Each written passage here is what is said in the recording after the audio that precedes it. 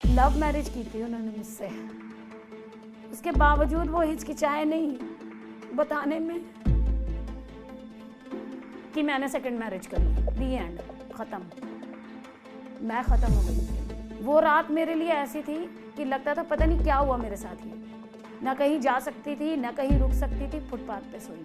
Husband आते थे मेरे, हाथ बांध के, मुंह में कपड़ा ठूस के, पैर बांध के अपना सेटिस्फेक्शन करते थे और चले जाते थे। मतलब मैं इतना ज़्यादा अपनी लाइफ से परेशान हो गई थी कि मैं नशा करने लगी थी। मन करता था मर जाऊँ, लेकिन ऊपर वाले को मुझे मारना नहीं था ना।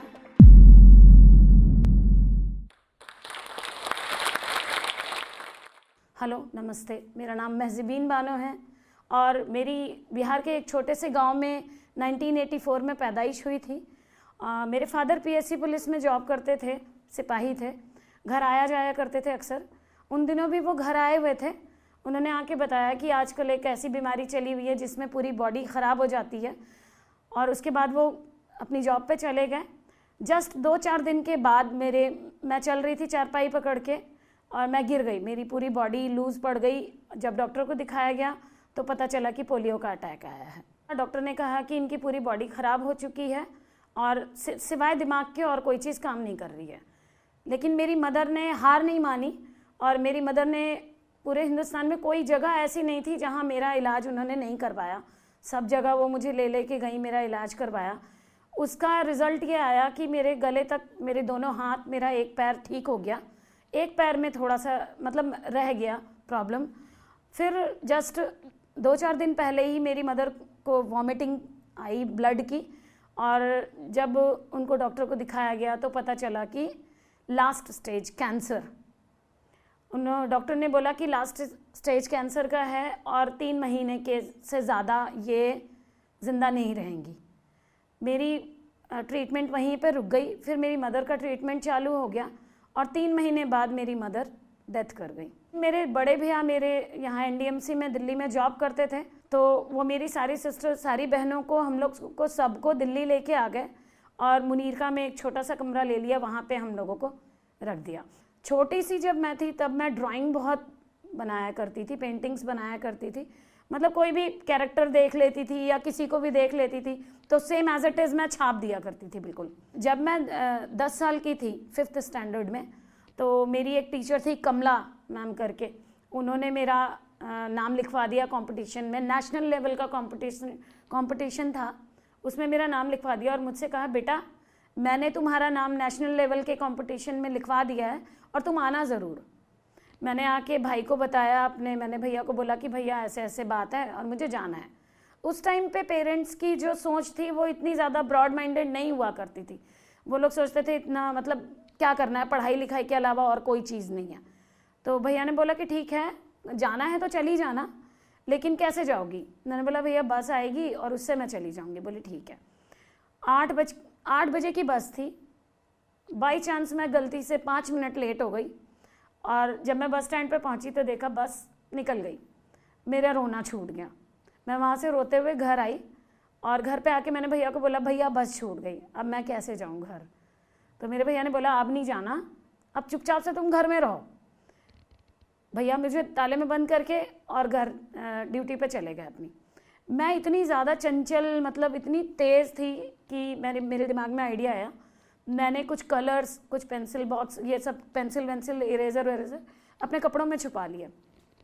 और उस टाइम पे छोटे छोटे घर हुआ करते थे, ऐसे 6 घर इधर, 6 घर इधर ऐसे, और 6 घर का टॉयलेट एक और 6 घर का टॉयलेट एक। मैंने बोला, आंटी मुझे वॉशरूम जाना है, टॉयलेट जाना है। तो आंटी ने बोला ठीक है जाओ।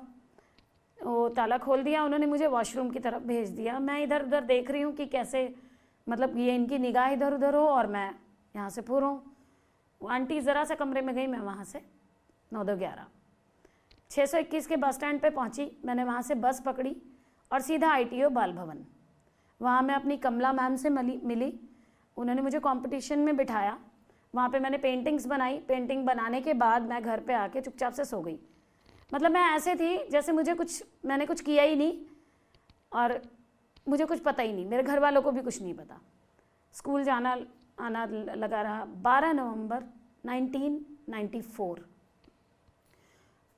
फ्रंट पेज पे नवभारत टाइम्स में आर्टिकल आया, first prize goes to Mahjabeen Bano, address, father का नाम, सब कुछ। मेरे भैया ने देखा, मेरे भैया दंग, ये कब चली गई। भैया ने बुलाया मुझे, बोला बेटा इधर आ, तुम कंपटीशन में गई थी। मेरी डर के मारे हालत ख़राब। मैं कह रही नहीं, मैं नहीं गई थी। भैया ने बोला घबरा नहीं, बता। फिर भी मेरी चुप्पी बंधी हुई थी, मैंने नहीं बताया। बोला घबरा नहीं, तू फर्स्ट आई है, पूरे नेशनल लेवल पे फर्स्ट आई है, और 14 नवंबर को ITO बाल भवन में तुझे फर्स्ट प्राइज़ मिलेगा। मैं बिल्कुल हक्का बक्की, ये क्या। फिर 14 नवंबर को मेरी सिस्टर, मेरी भाभी और मेरे बड़े भैया मुझे लेके गए बाल भवन। वहाँ मुझे सोनिया गांधी के हाथ से फर्स्ट प्राइज़ मिला। उस टाइम पे मैं RJ का भी थोड़ा बहुत शूट प्रोग्राम किया करती थी ऑल इंडिया रेडियो में। तो वहाँ में मुझे कॉल करने के लिए जिस रास्ते से मैं जाती थी, कॉर्नर पे एक STD थी, तो वहाँ पे मैं जाके कॉल करती थी, सर डेट बता दीजिए, टाइम बता दीजिए, किस टाइम रिकॉर्डिंग पे आना है। तो वहाँ पे जो लड़का बैठता था वो बड़ा मेरी बातों से इंस्पायर हो गया। एक दिन मैं कॉल करने के लिए गई वहाँ STD पे, तो उसने अपनी मदर को नीचे बुला लिया और बोला चलो मैं आपको एक ऐसी लड़की से मिलवाता हूँ जो मतलब RJ है और प्रोग्राम करती है। वो उनकी मदर आई, मुझे वो लेके गई ऊपर घर में अपनी बेटियों से मिलवाया। फिर उसके बाद मेरे बारे में, मेरी लाइफ के बारे में बात करने लगे ये लोग कि तुम कहाँ तक पढ़ी हो, क्या करती हो, क्या है क्या नहीं। मैंने बताया। फिर बोला कि तुम शादी क्यों नहीं कर, तुम्हारे घर वाले तुम्हारी शादी क्यों नहीं करते। मैंने बोला मैं शादी नहीं करना चाहती, और मैं शादी तब तक नहीं करूँगी जब तक मैं अपने पैरों पर स्टैंड नहीं हो जाती। और शादी मैं उसी से करूँगी जो पहले आके मुझे प्रपोज करेगा कि तुम मुझसे शादी करना चाहती हो, मैं उससे करूँगी शादी। पता नहीं कहीं ना कहीं मेरी बात या मेरी जो वो मेरा चैलेंज था, पता नहीं उनको लग गया, जिनका रिश्ता मैंने लगाया था। मैं नीचे उतरी घर जाने के लिए मुनीर का, तो वो मेरे पीछे पीछे बाइक लेके कह रहे हैं आओ इधर आओ, बैठो मेरे साथ बैठो। मैंने बोला नहीं मैं चली जाऊँगी। कह रहे नहीं बैठो, पीछे बैठो, मैं लेके चलता हूँ तुमको। बड़ी मुश्किल से मैं हिचकिचाहट के साथ बैठी उनके साथ। ज़्यादा से ज़्यादा आधा किलोमीटर आगे पहुँचे होंगे। उन्होंने मुझसे पूछा एक सवाल करूँ तुमसे। मैं बोला हाँ बताइए। कह रहे विल यू मैरी मी। उस टाइम पे जो मेरा अंदर का हार्ट बीट थी वो इतनी तेज़ हो गई और मुझे समझ में नहीं आया कि ये मेरे साथ हुआ क्या। मैंने ऐसा क्या कह दिया जो इनको मतलब ये हो गया। बोले तुम को इंग्लिश समझ में आती है ना, विल यू मैरी मी। फिर बोले अच्छा तुम मुझसे शादी करोगी, क्या तुम मुझसे शादी करोगी। मैं चुप, शॉक्ड हो गई थी उस टाइम, मुझे कुछ नहीं पता। उन्होंने गाड़ी स्टैंड की तरफ ना घुमा के लोटस टेम्पल लेके गए। वहाँ पे एक छोटे से टी स्टॉल के पास रोका, लिम्का लेके आए मेरे लिए, मुझे बिठाया उस पे बेंच पे और मुझसे कहा कि तुम डेट, टाइम, दिन और साल नोट कर लो, मैं शादी तुमसे ही करूँगा, अदरवाइज़ मैं शादी नहीं करूँगा। वो चीज़ मुझे उनकी इतनी कहीं ना कहीं घर कर गई दिल में। मुझे लगा ये कैसे हो सकता है। फिर उसके बाद मैं अपने घर चली गई। फिर कॉल आया करता था डेली हमेशा। फिर फादर को बुलवाया गया मेरे। उस टाइम पे मेरे पापा बनारस में जॉब करते थे। उन्होंने सारी छानबीन करवाई। उनको कहीं ना कहीं सही लगा कि जब लड़का सही सलामत है और सक्सेस है तो क्यों ना कर दें शादी। और 14 नवंबर मेरी इनके साथ मैरिज हो गई, निकाह हो गया। निकाह होने के बाद डेट फिक्स हुई कि 3 महीने के बाद रुखसती करेंगे। अभी 3 महीने लड़की यहीं रहेगी। फिर आना जाना था, मिलना जुलना था। 3 मई 2003 मेरी रुखसती हुई। अब रुखसती के बाद नई दुल्हन जब घर में आती है ना तो एक बड़ा खुशी का माहौल होता है। लोग एकदम जश्न होता है घर में, लगता है जैसे मतलब क्या वो है, खुशी बहुत होती है। लेकिन मेरे ससुराल का जो माहौल था, एटमॉस्फेयर था, ऐसा लग रहा था जैसे सब सदमे में चले गए, शॉक लग गया है। जब मेरी नंद मेरे हस्बैंड से मिली तो उसने ये कहा कि भाई जब तुम इस लड़की को लेके आ रहे थे ना यहाँ, तो आसमान में काले बादल छा गए थे और ऐसा लगा कि हमारे घर पे कोई बला आ गई हो। ये बात मेरे सामने बोली गई। हर लड़की की एक एक्सपेक्टेशन होती है कि मेरी जिससे शादी होगी वो मेरे हस्बैंड ऐसा होगा, मेरे ससुराल वाले ऐसे होंगे, मेरी सास ऐसी होगी। बट उसका बिल्कुल उल्टा था। मुझे ऐसा लगता था जैसे मुझे ज़बरदस्ती थोपा गया है इस घर में। मेंटली, फिजिकली, फाइनेंशियली, हर तरह से उस दिन से मेरे साथ टॉर्चर हो गया। फर्स्ट डे से मेरे बर्तन वर्तन छीन लिए गए, मेरे सामान छीन लिया गया। अब जब मैं उनकी चीज़ों को एग्री नहीं करती तो मेरे हस्बैंड सेकंड फर्स्ट फ्लोर पे आते तो उनको सारी बातें बता दी जाती कि ऐसे ऐसे ये वो। हस्बैंड आके भरे हुए बिल्कुल मारना पीटना चालू मुझे। वो ये नहीं देखते कि पैर खराब है, उसके बाद ये कैसे करेगी काम, तो थोड़ा मैं इसके साथ सिंपैथी बरतूं, लेकिन नहीं, उनको ये लगता था कि मैं ऐसी लड़की से मैंने शादी की तो ये मेरी बात पे कैसे नहीं चल रही है। मतलब लंगड़ी से शादी की मैंने सही सलामत होकर के, तो मेरे इशारों पे नाचना चाहिए इसे। उसके बाद भी मतलब डेली टॉर्चर होता था। 5 मंथ्स की प्रेगनेंसी जब मेरी थी तो पूरा दिन मैंने काम किया था। सुबह 6 बजे से लेकर 1 बजे रात तक मैं काम करती थी डेली। भूख लग जाती थी जल्दी। सुबह नाश्ता नहीं किया था। 12 बजे मैंने चावल बने हुए थे, मैं वो चावल नीचे से निकाल के लाई और वो खाने लगी बैठ करके। मेरी नंद पकड़ के ले आई मेरी सास को कि देखो भाभी खाना खा रही है। सास आई, प्लेट सामने से हटा लिया और बोला तुम्हें शर्म नहीं आती, घर वालों ने खाना नहीं खाया, तुम खाना खा रही हो। मुझे रोना आ गया अंदर से कि 5 मंथ्स की प्रेगनेंसी और इस कंडीशन में मैंने सुबह नाश्ता भी नहीं किया और इस टाइम मुझे खाना भी नहीं खाने दिया जा रहा। शाम को जब मेरे हस्बैंड आए तो मेरे हस्बैंड को ये सारा इंसिडेंट बताया गया। मेरे हस्बैंड ऊपर आए, कहते तुझे शर्म नहीं आती, घर के बड़ों ने खाना नहीं खाया और तूने खाना कैसे खा लिया। मैंने बस इतना बोला कि मेरी कंडीशन तो देखिए, मैं इस कंडीशन में मुझे भूख बहुत ज़्यादा लगती है, मैं कैसे नहीं खाऊं। बस इतना सा मेरा बोलना था और मुझे इतने ऊंचे बेड पर से नीचे पटक के मारा गया 5 मंथ्स की प्रेगनेंसी में। लेकिन कोई बात नहीं, इतना मारा गया, रमज़ान का पहला दिन इतना मारा गया मुझे कि मेरे ये कान गाल सब सुन्न हो गए। मैं सो गई उसी कंडीशन में, रोज़ा रखा हुआ था मैंने। रात के करीब 11:30 बजे के करीब मेरी आँख खुली तो सर में दर्द हो रहा था मेरा। अच्छा, उस टाइम पे ये था कि जब तक मैं अपने हस्बैंड को ना देखूं, मेरी पता नहीं ये होता था कि खाना हजम नहीं होता था या पानी नहीं पीती थी। मैं नीचे गई, मैंने देखा कि हस्बैंड नहीं आए अभी तक मेरे। मैं नीचे गई, उतर के देखा ड्राइंग रूम में मेरे हस्बैंड सो रहे हैं। जब मैंने उनको देख लिया तो मुझे एक अंदर से तसल्ली हुई कि चलो ठीक है। मैं ऊपर चढ़ के जाने लगी।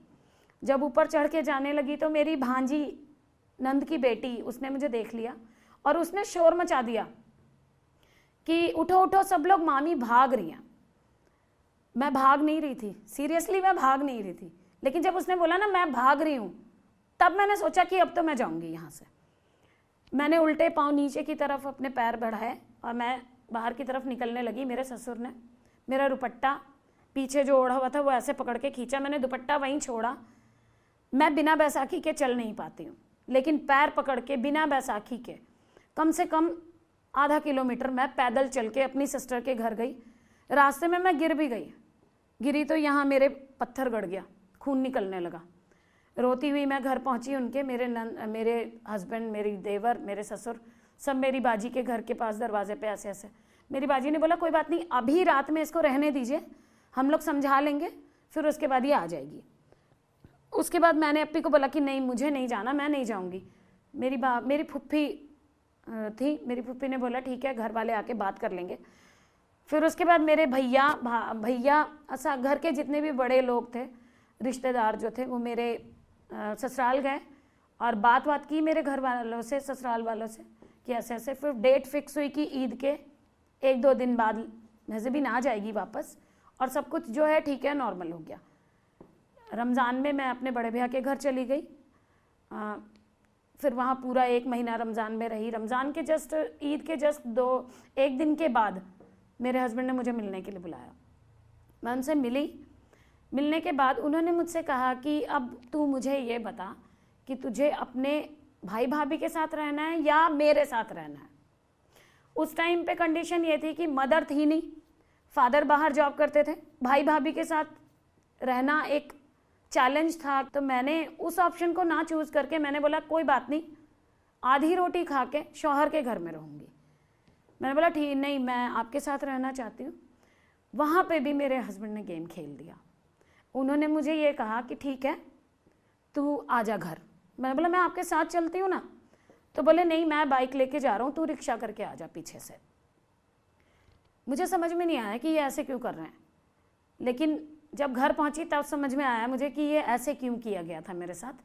मैं रिक्शा करके घर पहुंची, जब मैंने गेट खोला तो देखा पूरी फैमिली उनकी, चारों पांचों बहनें खड़ी हुई हैं, सास खड़ी हुई हैं मेरी, ताली बजा के मेरे हस्बैंड बोलने लगे वाह वाह वाह, आ गई भगोड़न, आ गई भगोड़न।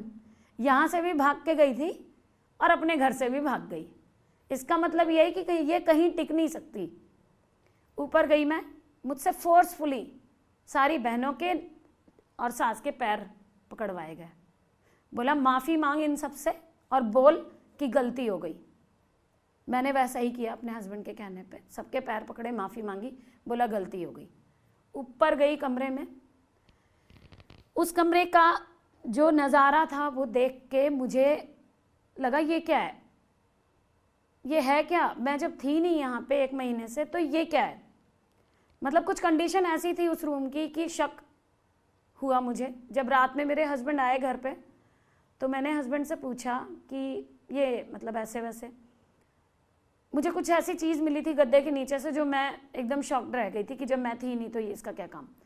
मेरे हस्बैंड ने ज़रा सी शर्म नहीं की, मतलब ज़रा सा हिचकिचाए नहीं वो बताने में।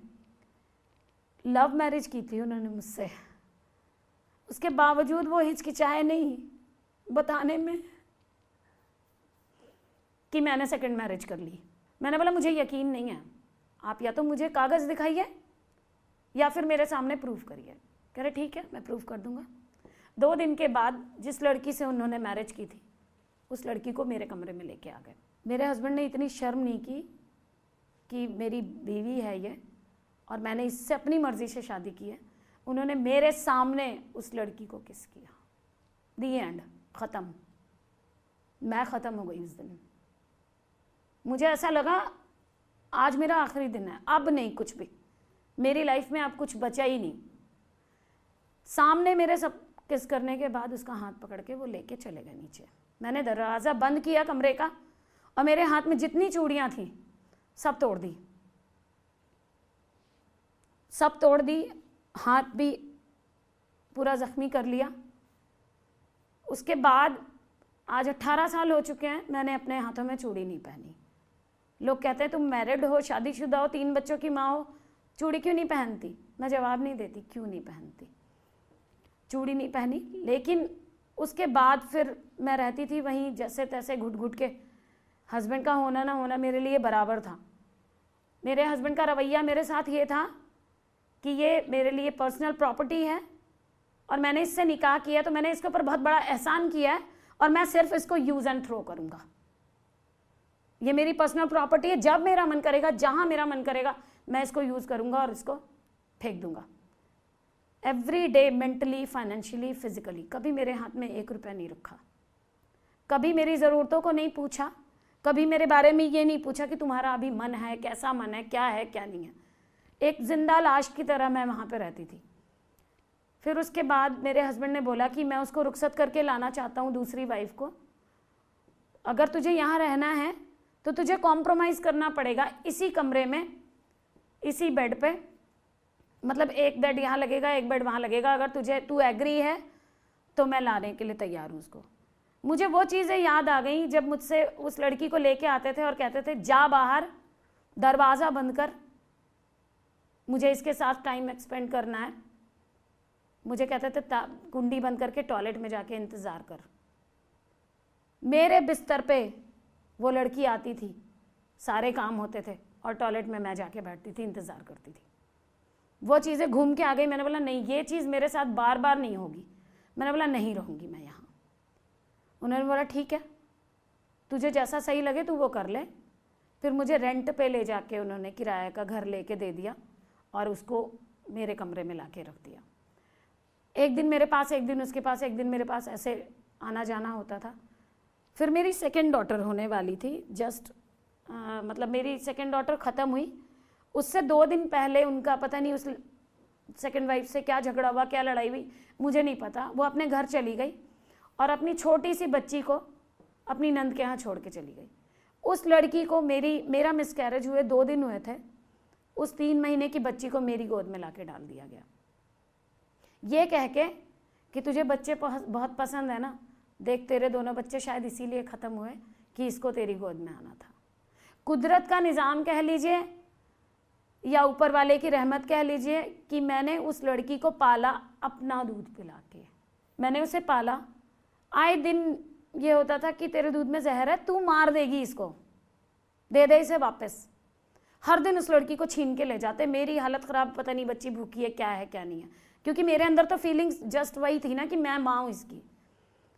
11 महीने की जब वो लड़की थी तो मुझे बहुत मारा मेरे हस्बैंड ने, घर वालों के बहकावे में आके या पता नहीं, मुझे नहीं मालूम, और उस लड़की को छीन के लेके चले गए। उस दिन मैंने डिसीज़न लिया कि ये बच्ची मेरी नहीं है, कहीं ना कहीं मेरी नहीं है। अगर खुदा ना खास्ता इसे कुछ हो गया तो मेरे ऊपर पूरा ब्लेम आ जाएगा कि मैंने मार दिया जानबूझ के, क्योंकि मैं सौतेली थी। मैंने 2 जोड़ी कपड़े अपने पन्नी में डाले, घर में ताला बंद किया, मेरा सामान एज इट इज़ उसी घर में, कुछ नहीं लिया मैंने, 1 रुपया मेरे पास नहीं। 22 नवंबर 2006 बहुत हिम्मत करके मैं उस घर से निकली। मुझे नहीं पता था मैं कहाँ जाऊँगी, मेरा क्या आगे होने वाला है मेरे साथ, बस ऊपर वाले के भरोसे पे मैं निकल गई वहाँ से। शाम के 5 बजे जब मैं जा रही थी तो रिक्शे वाले एक बूढ़े से अंकल, उन्होंने देखा मुझे बैसाखी लेके चलते हुए, बोला बेटा कहाँ जाना है तुझे? मैंने बोला ऐसे ऐसे। बोले चल आ जा, बैठ जा, मैं छोड़ देता हूँ तुझे। मैंने बोला अंकल पैसे नहीं है मेरे पास। कोई बात नहीं बेटा, तुझसे कौन पैसे मांग रहा है, बैठ जा रिक्शे पे। बिठाया, बस स्टैंड पे छोड़ा, वहाँ से 507 नंबर बस पकड़ी मैंने और सीधा मुनीर का।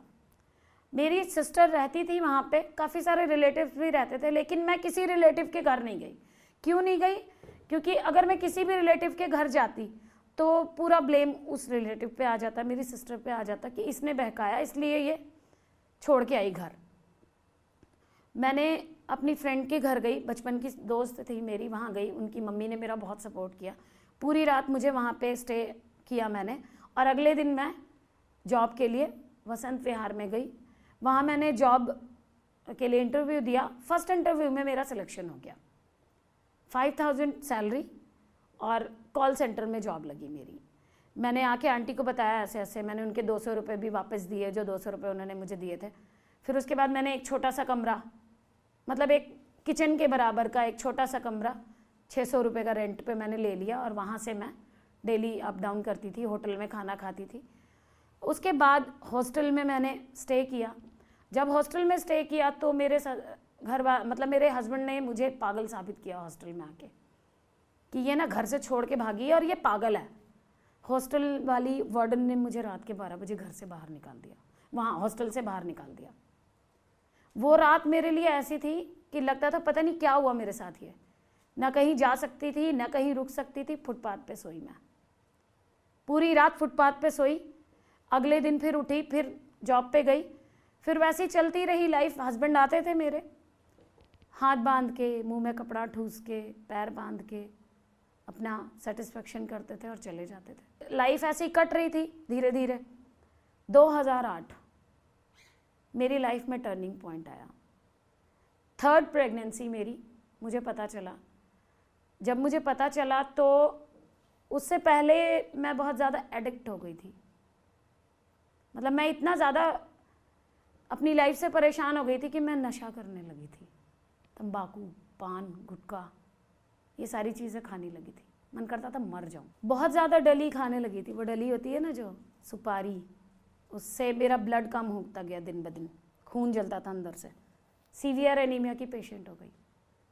डॉक्टर को ले जाके दिखाया तो बोला कि ये क्या खाती हैं जो इनका खून एकदम कम हो गया।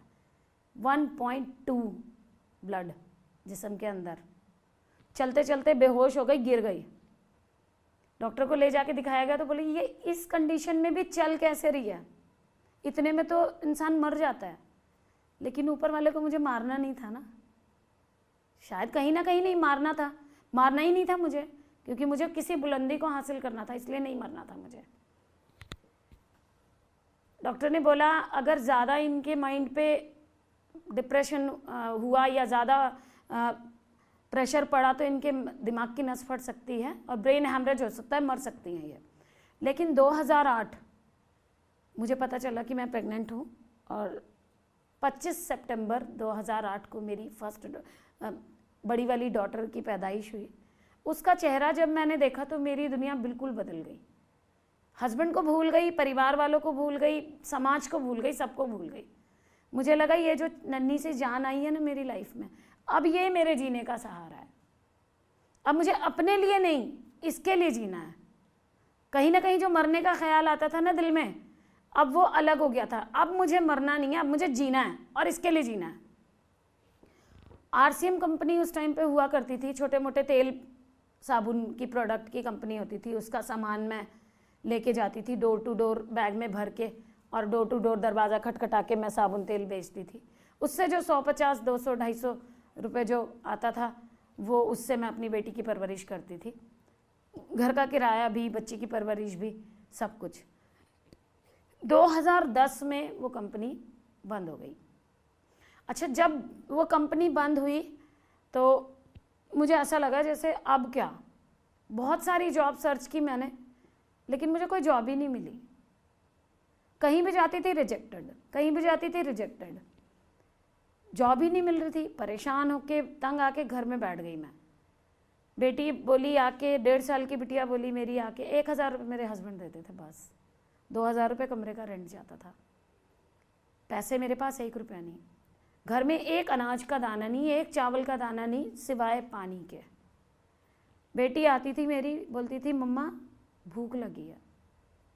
मैं बोलती थी बेटा अभी ना कुछ नहीं है खाने के लिए, अभी पानी पी लो और सो जाओ। वो रोने लगती तो मैं उसको एक चांटा लगा के बगल में लेके सो जाती। 1 दिन गुजर गया, 2 दिन गुजर गए, 3 दिन गुजर गए। 3 दिन के बाद जब मेरी ऊपर से लैंडलॉर्ड उतर के आई तो उसने बोला कि तेरी बिटिया तो इतनी चुलबुल है, और कहाँ है वो, उसे बुला। मेरी बेटी दौड़ी हुई कमरे में से आई, जाके साड़ी में लिपट गई और बोली कि मम्मी, ताई मम्मा ने ना मुझे 3 दिन से खाना नहीं दिया है। जब मैं खाना मांगती हूँ तो बोलती है खाना है ही नहीं। मेरी आंटी जो थी उन्होंने मुझे ऊपर से नीचे तक देखा और बोला कि क्या बात है, क्या खाना क्यों नहीं दिया तूने, तू बना क्यों नहीं रही है खाना। मैं बोला ताई ऐसे ऐसे बात है, मेरे घर में एक चावल का दाना, एक आटे का कतरा नहीं है, मैं कहाँ से क्या खिलाऊँ इसको। बोली कैसी माँ है तू, 3 दिन से भूखा रख रखा है बच्ची को। ऊपर आ जाती, ऊपर आके खिला देती, बहन के घर चली जाती, बहन के घर खिला देती। मैंने बोला बहन की कंडीशन खुद ऐसी है कि मैं उन पर बोझ नहीं बन सकती। बहन मेरी बहुत सपोर्ट करती थी मेरा, कहीं पे भी मुझे ज़रूरत पड़ती थी एट ए टाइम खड़ी रहती थी मेरी बहन। लेकिन मैं उनके ऊपर ज़्यादा बोझ नहीं बनना चाहती थी, इसलिए मैं वहाँ नहीं गई। लेकिन एक बात बताइए ना, आज मैंने अपनी बेटी को मांग के खिला दिया, कल खिला दिया, परसों खिला दिया, पूरी लाइफ खिला सकती हूँ क्या। मुझे वो चीज़ गंवारा नहीं थी कि मैं अपना हाथ यूँ करूँ, क्योंकि मैं यूँ करती ना तो आज भी मेरा हाथ यूँ ही रहता। मैंने वो डिसीजन नहीं लिया।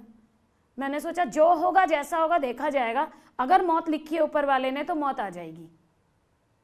मेरी आंटी जो थी उन्होंने बोला कि बेटा ये 200 रुपये तू रख, इससे तू जो करना चाहती है वो कर। मेरी जो बड़ी सिस्टर थी आज वो इस दुनिया में नहीं है, 2016 में उनकी डेथ हो गई। शायद अगर वो आज होती तो उनसे ज़्यादा खुश नहीं होता कोई। उन्होंने बहुत इनकरेज किया था मुझे। वो कहती थी तो सब कुछ कर लेगी, तू अपना घर भी खरीदेगी, तेरे बच्चे भी बहुत अच्छे लाइफ जिएंगे और तू बहुत बुलंदी के मुकाम को छुएगी। लेकिन आज वही नहीं है इस दुनिया में देखने के लिए। शायद वो देख रही होंगी कहीं ना कहीं से ऊपर। उन्होंने मुझे बोला सिस्टर ने कि महज़बीन तू इतनी अच्छी पेंटिंग बनाती है, तू पेंटिंग क्यों नहीं बनाती, पेंटिंग बना के और उसको लोगों को दिया कर। मैंने बोला नहीं, मैं बना तो लूँगी लेकिन मैं बेचूँ कहाँ। क्योंकि देखिए किसी चीज़ को बनाना आसान होता है, बट उसके लिए लोगों के दिल में डिमांड पैदा करना, लोगों को उस चीज़ के लिए मतलब डिमांड पैदा करना बड़ा मुश्किल होता है। फिर भी वो 200 रुपये जब आंटी ने मुझे दिए तो मेरे दिमाग में यही आया क्यों ना मैं पेंटिंग बनाऊँ। 4 A4 साइज़ की शीट्स, मैं स्टेशनरी की शॉप पे गई, वहाँ से A4 साइज़ की शीट्स लेके आई 4। उसके ऊपर मैंने पूरी रात पेंटिंग बनाई और उस पेंटिंग को लेके किसी ने मुझे बताया कि ट्रेड फेयर लगा हुआ है, तुम ट्रेड फेयर जाओ, वहाँ जाके तुम ट्राई करो, क्या पता तुम्हारा काम हो जाए बाहर से। मैं गई, मैं हैंडलूम हॉल गेट नंबर 2 वहाँ पे गई। मैंने पुलिस वालों को बोला सर मेरी बेटी ऐसे ऐसे मेरे साथ बहुत ज़्यादा दिक्कत है, मैं क्या करूँ बताइए मुझे। कहते हैं ना फरिश्ता, कहीं ना कहीं वो पुलिस वाले, ऊपर वाले ने फरिश्ता भेजा था मेरे लिए। पुलिस वाले ने बोला बेटा घबरा नहीं, हम तुझे अंदर जगह दिलवाते हैं, तू पेंटिंग बेच के चली जाना घर। उन्होंने मुझे अंदर भेजा लेडी पुलिस के साथ। उन्होंने मुझे हैंडलूम हॉल के पास बाहर चबूतरा होता है बड़ा ईंट का, उसके पास खड़ा किया, बोला ठीक है यहाँ पे खड़ी हो जाओ, यहाँ से तुम काम करो। मैं खड़ी हो गई। वो जो पल था मेरा इतना भारी था मेरे ऊपर कि मुझे समझ में नहीं आ रहा था कि सही में मेरी पेंटिंग बिकेगी या नहीं बिकेगी।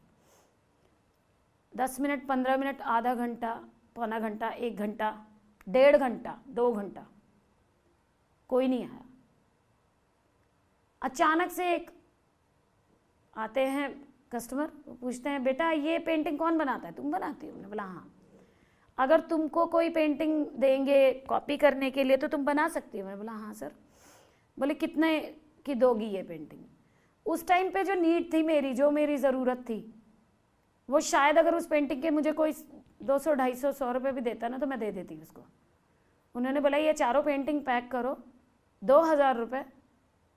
चारों पेंटिंग पैक करवाई, 2000 रुपये उन्होंने मेरे हाथ में दिए। मेरा नंबर बोला, मेरा नंबर लो और मुझे कॉल करना, मैं तुम्हें ऑर्डर पे पेंटिंगें बनाने के लिए दूंगा।